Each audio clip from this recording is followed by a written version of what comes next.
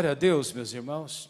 Queria que você abrisse a tua Bíblia, você que a trouxe, lá em livro de Gálatas, capítulo 7, não, perdão, capítulo 5, versículo 7. Vamos lá no Gálatas 7, está ficando maluco, né, irmãos? Gálatas 5, 7. Amém? Gálatas, capítulo 5, versículo de número 7. Amém?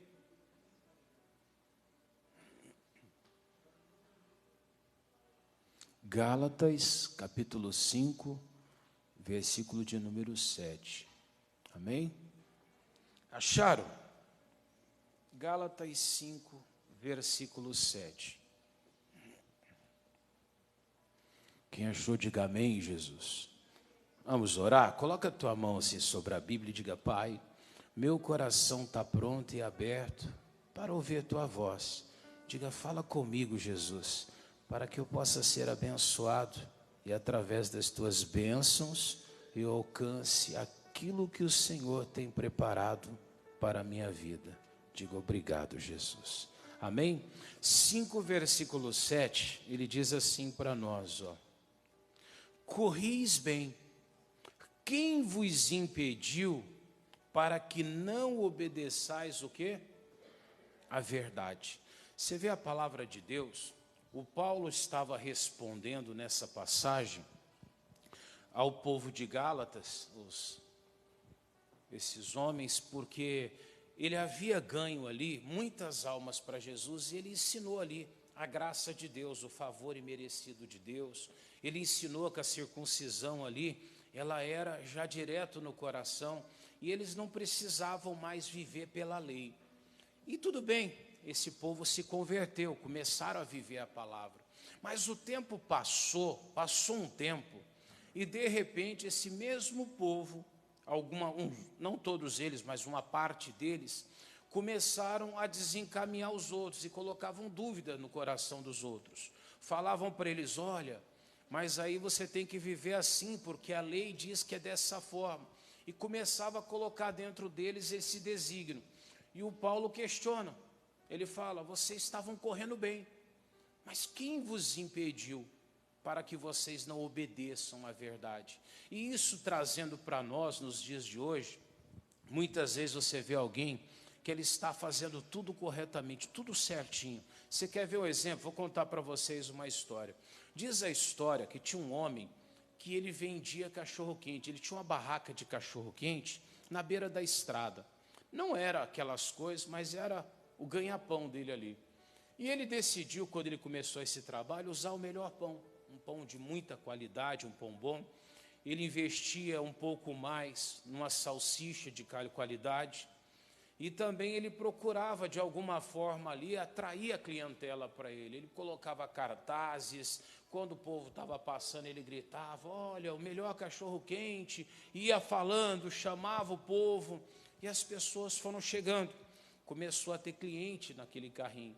E aquilo foi crescendo, foi melhorando. E chegou um ponto que ele cresceu muito e ele estava já pronto praticamente para ir para um lugar muito melhor, maior. E naquele momento ele falou: vou colocar o meu filho para estudar, para fazer uma faculdade, ele vai me ajudar, vamos crescer, vamos expandir. E ele manda o filho dele para estudar economia numa faculdade lá fora do país. O filho se forma e ele no bem com os negócios. E quando o filho se forma e vem para ajudar ele, o filho fala: pai, o senhor não assiste TV? O senhor não lê jornal?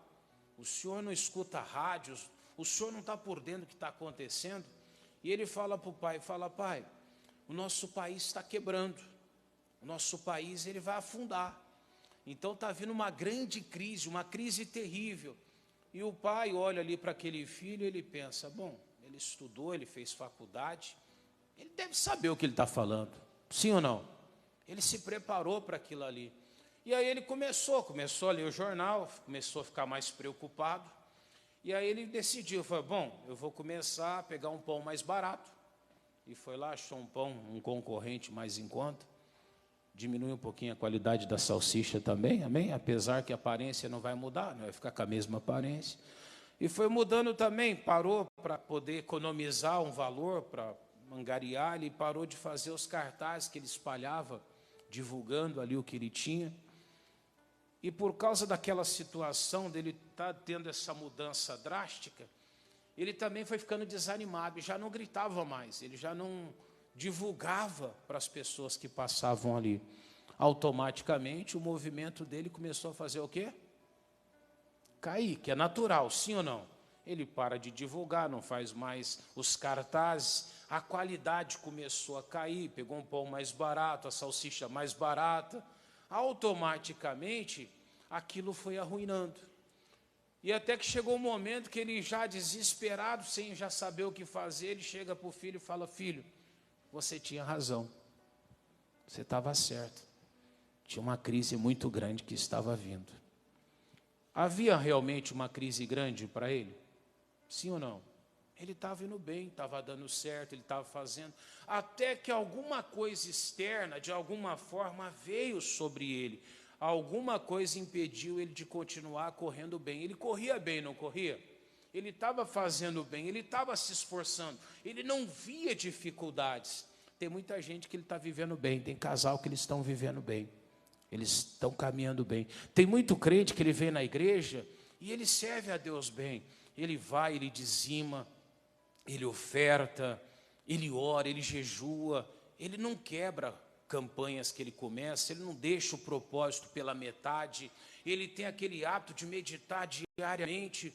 E algumas pessoas começam a falar para ele: olha, você precisa aprender um pouco mais. Mas não é aprender na palavra, ela começa a querer mostrar coisas de fora, começa a trazer coisas, fala: olha, você não assiste lá na internet, você não vê tal coisa, e vai semeando isso. E chega um dia que a pessoa olha e fala: realmente, eu não preciso tanto de ir na igreja, e ele já vai parando de ir na igreja.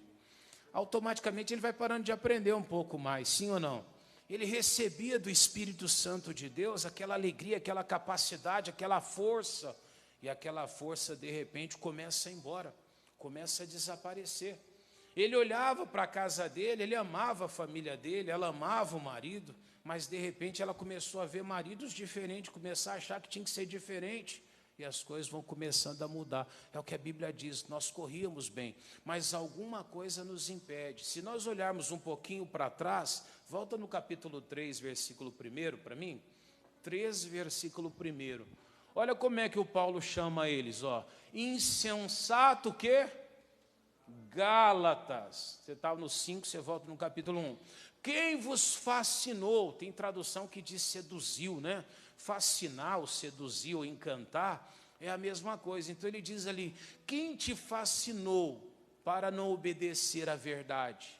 A vós, perante os olhos de quem Jesus Cristo já foi representado como crucificado, ou seja, eles tinham visto os cravos de Jesus, eles viram o sacrifício de Jesus, eles conheceram a Cristo.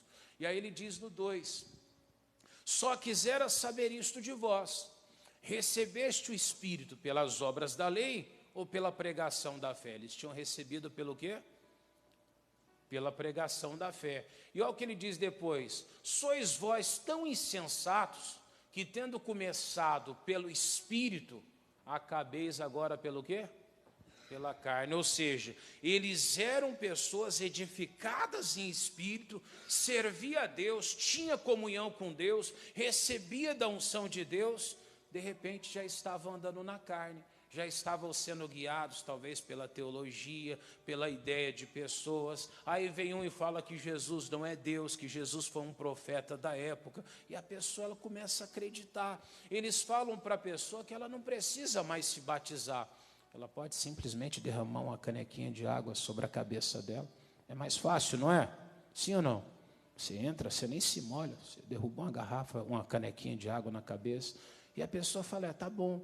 Aí dizem para ela que ela não precisa realmente de ter comunhão, não precisa de perdoar. Outro dia eu vi um vídeo de um pastor, esses pastor coach, igreja preta, tudo diferente, e eles diziam assim: as pessoas têm medo do julgamento final porque elas não encaram Deus como igual a elas. Ele dizia: eu não vou ter medo de estar diante de Deus, eu sou igual a Ele. Você vê, ele dizia que ele era igual a Deus. Você vê a ousadia? E a pessoa, quando ela ouve aquilo ali, ela fica feliz, porque ela começa a dizer: bom, eu sou igual a Deus. Espera um pouquinho, a Bíblia diz, vós sois Deus, ele julga na congregação dos deuses, mas nós não somos iguais a Deus. Amém, igreja? Ele fez você semelhante, mas ele não é de igual para igual, ele não pode encarar Deus de igual para igual. Deus mandou Moisés cobrir o rosto quando ele passou. Outros homens não puderam, que eram santos homens de Deus, não viram a face de Deus. Os anjos têm 6 asas, 2 para voar, 2 para cobrir os pés, e 2 eles cobrem os anjos, não é? Para poder eles não encarar a Deus pela santidade dele. E aí ele chega e fala, não, nós somos iguais, então eu vou chegar diante de Deus igual a Deus.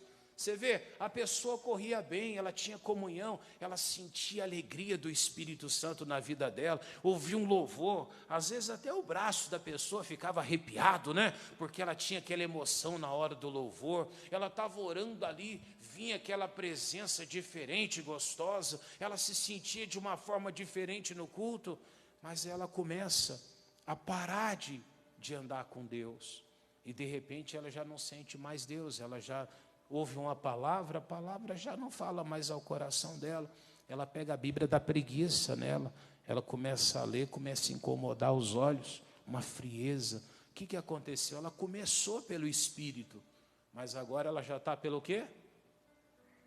Pela carne. E aí vem aquela parte triste, uma pessoa pela carne, ela não consegue andar com Deus, ela até tenta, ela até se esforça, ela pega e fala assim, eu vou andar com Jesus agora. Mas vem as coisas do mundo, vem alguma coisa, ela põe os olhos em qualquer coisa, já foi tudo embora, sabe? Ela falta um dia, 2, ela não sente nada. Para ela é natural.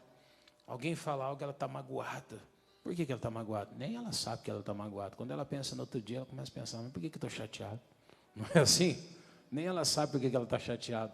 Mas fica, quer dizer, não é mais controlada pelo Espírito, ela passou a ser controlada pelo quê? Pela carne dela.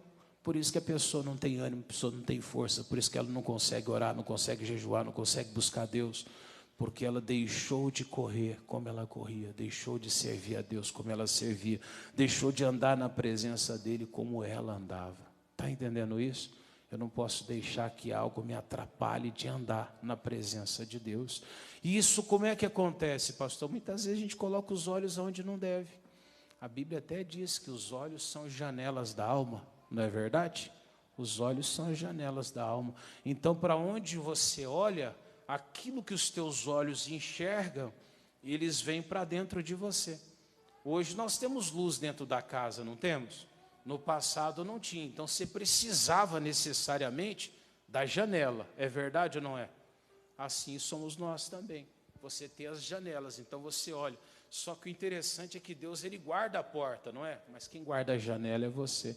Para onde você vira os teus olhos, para onde você olha, onde você coloca os olhos, não é mais Deus, é você.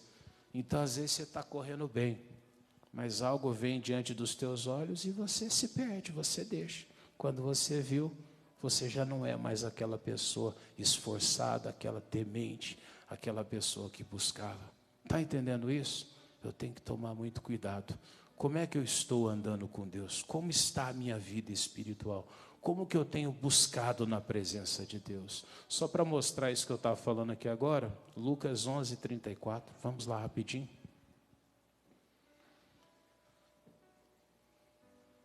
E para onde eu volto os meus olhos, aquilo pode me seduzir. Pode ou não pode? Sim ou não? Tem gente que casa ali, quando ela começa a namorar, antes de namorar, ela fala que o cidadão é muito feia, a outra é feia, não é assim que eles dizem? Aí vai olhando, vai passando o tempo, começa a namorar, um dia está brigando, né, irmão? Um ciúme terrível, fala assim, parece que o cidadão é a última bolacha do pacote. É verdade, não é? Parecia um sapo no início, pastor, agora já virou príncipe encantado. Ah, mas não é desse jeito que acontece? Às vezes você começa a colocar os olhos, você vai acostumando, não é? Você vai começando a acostumar com a situação. Não tem coisa que você olha hoje, você olha para um carro, hoje você acha ele feio, daqui a pouco você está comprando um carro daquele. Você falou, até que não é tão feio aquele carro não é? Você vai acostumando. Quando o tempo vai passando, você vai se assimilando. Tem coisas que você um dia ouviu, você falou, que absurdo. Mas aí você vai ouvindo de novo, e chega um dia que você está concordando, né? É mais ou menos isso.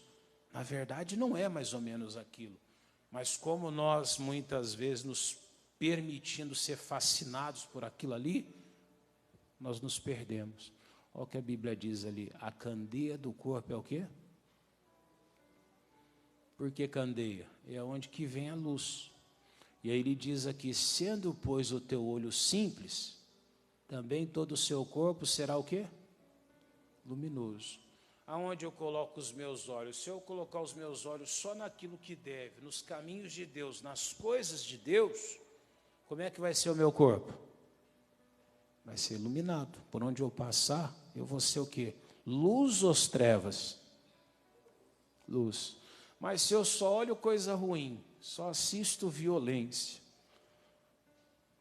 todo o meu corpo vai estar agindo com o quê? Como se estivesse diante da violência. Ou seja, eu corria bem, mas eu coloco os meus olhos aonde não devo. Quando eu vou ver, eu já me perdi.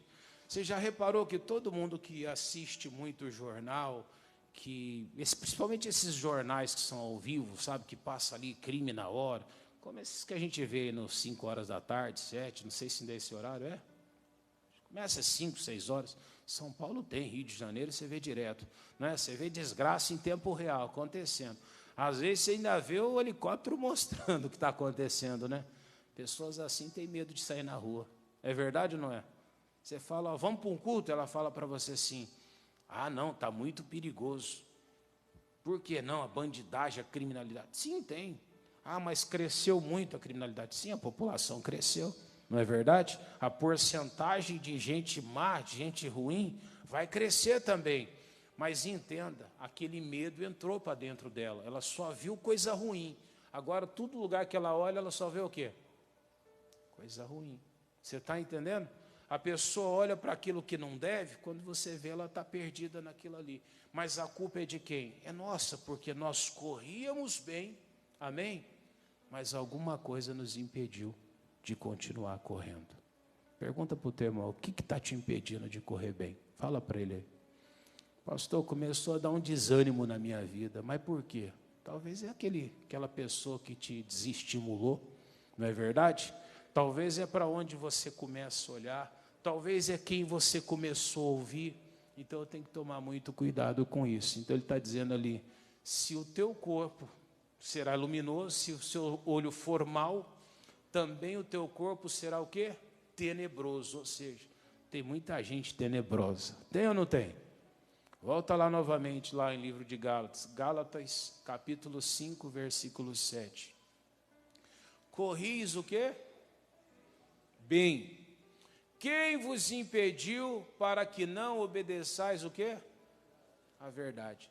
Todo crente que um dia ele deixou de praticar a palavra, seja perdoar, dizimar, ofertar, seja se batizar, congregar, seja andar com Jesus, seja praticar a palavra de um modo geral, fazer o bem, ajudar pessoas, tudo isso. Quando ele para porque alguma coisa fascinou ele de alguma maneira, alguma coisa parou ele, alguma coisa desviou ele do propósito que ele tinha. Não deixe. Então ele fala, corris bem. Quem vos impediu para que não obedeçais à verdade? Obedeça à verdade e você vai vencer. Amém? Sentadinho mesmo, curva a sua face. Deixa eu fazer uma oração por você, Pai. Quantas pessoas, Jesus, têm deixado a verdade de lado? Têm deixado de praticar a tua verdade? Tem pessoas, meu Deus, deixando de honrar o casamento, honrar a família. Tem pessoas deixando, meu Deus, de falar a verdade. De repente, um dia começou a perceber que uma mentira, ela funciona bem ali. Mas ela vivia a verdade. Deixou, meu Deus, de recorrer ao Senhor quando as coisas não estavam bem. Hoje ela não busca. Tem pessoas, meu Deus, que jejuavam, oravam, tinha comunhão com o Senhor, não tinha tempo ruim, não tinha adversidade. Quando as lutas vinham, Deus, elas entravam na tua presença, e dali ela só saía quando o coração estava tranquilo, o coração estava sereno, Pai. Talvez tenha pessoas aqui agora orando e dizendo: Jesus, eu era desse jeito. Talvez alguém está orando agora e se lembrando de um tempo, Pai, seja um tempo distante, onde ela orava, buscava, e ela percebia que o Senhor usava a vida dela. Ela não olhava para os lados, a soberba da vida não incomodava ela. Ela não tinha medo, Pai, da violência. Ela não tinha medo, meu Deus, da maldade alheia, porque ela se sentia amparada, protegida. Algumas pessoas, meu Deus, levaram a família dela, os ensinamentos, tudo talvez nos joelhos ali, apresentando ao Senhor. E talvez passaram por muitas lutas, Pai, não poucas.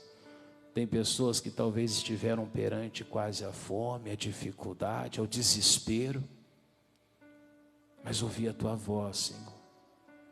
E por elas obedecerem a Tua verdade, Jesus, o Senhor sempre guardou, o Senhor sempre livrou. O Senhor sempre colocou essa pessoa numa posição privilegiada. Mas aí, meu Deus, vem as adversidades, mas juntamente, meu Deus, vem aquilo que traz um tipo de fascínio. E as pessoas vão deixando de olhar para o Senhor, para a Tua palavra. E ela começa a ouvir a voz daquele que realmente só veio para perverter a fé dela. E já não escuta, já não ouve, já não pratica mais a Tua palavra. Quantas pessoas, meu Deus, já faz tempo que não oram. Já vai dormir muitas vezes, meu Deus, talvez mexendo lá na internet. Acordam, meu Deus, muitas vezes já com o celular na mão, preocupado com as coisas fúteis. E se perguntar para ela qual foi a última vez que você sentiu Deus, ela já nem se lembra. Meu Deus, o Senhor pergunta ali: corris bem, quem vos impediu? Não deixe nada nos impedir, meu Deus. Não deixa nada nos impedir de viver a Tua palavra, de caminhar pelas Tuas veredas. Pede para Ele, Deus. Não deixe que eu saia da Tua verdade. Não deixe que eu me desvie do Teu caminho. Pede para Ele agora. Talvez você faz muito tempo que não ora pedindo isso, para Ele te guardar, te proteger. Porque se o Senhor soltar as nossas mãos, ó Pai, o que será de nossas vidas? Nós vamos, ó Deus, trazer um mau exemplo para outros. Nós vamos ferir a fé, Pai, de pessoas que um dia edificamos. Nós vamos desviar pessoas, ó Pai, que vão depender do testemunho que nós temos, para que conheçam o Senhor. Então nos ajude, Pai, nos fortaleça e traz a vitória sobre todos que aqui estão. E você diga: Senhor Jesus, eu coloco a minha vida inteiramente em Tuas mãos. Que nada me impeça de viver e obedecer a Tua verdade, em o nome de Jesus. Vamos aplaudir o Senhor? Glória a Deus.